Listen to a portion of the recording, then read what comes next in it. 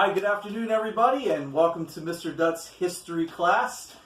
Today we're in a series on the Korean War, which is in the unit of the Cold War. So this will be part 2 of that Korean War lesson. So let us answer the trivia question from lesson number 4. And the answer to that question, who was the commanding general of the UN forces in the Korean Peninsula? And that would be General Douglas MacArthur.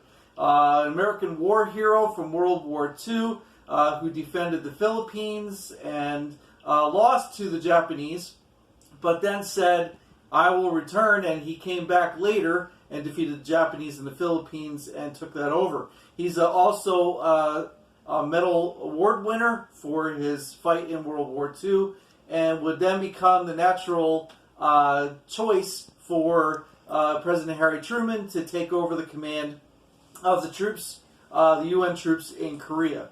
So that's what today's lesson is on, and what his role was and happened to him during the Korean War.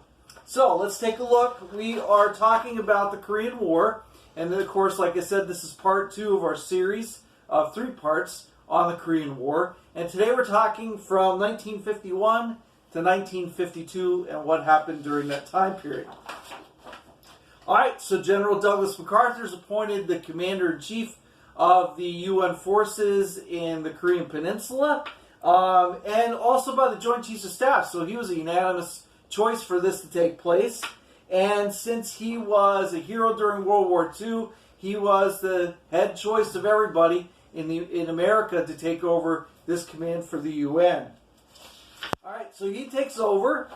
Alright, and we have a new strategy.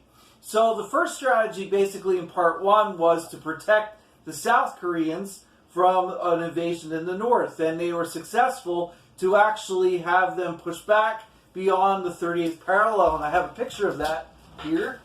You can see this line here on the screen. That's the 38th parallel dividing both South Korea and North Korea.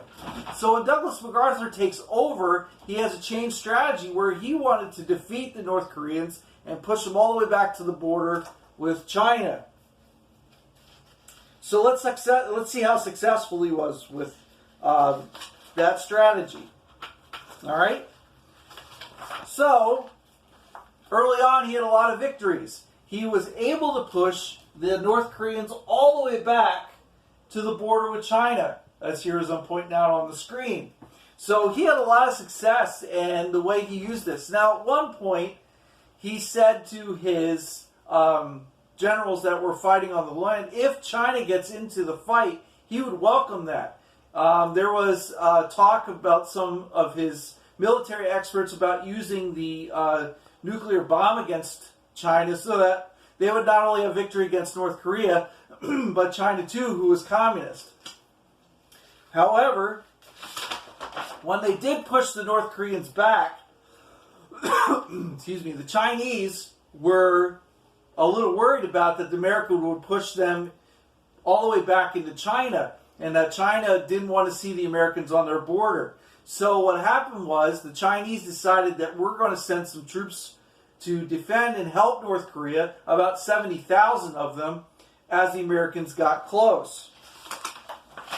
So with that, MacArthur gets fired because he wrote a letter to the Republican head of the House saying that, great, let's see the Chinese come in here and we can actually destroy communism in both Korea and China.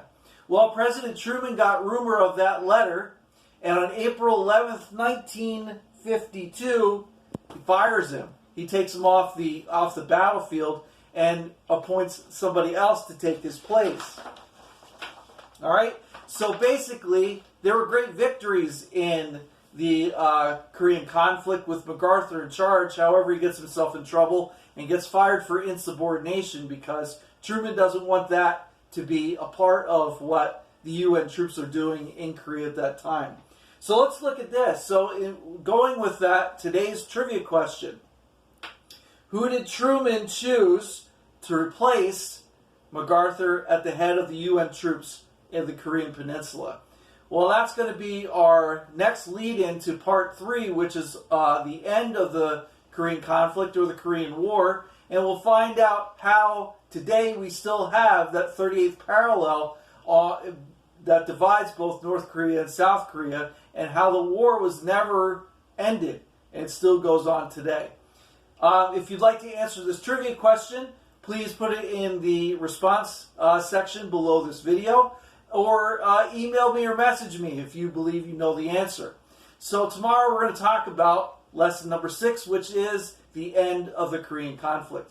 Hey guys, have a great day, and we'll talk to you tomorrow.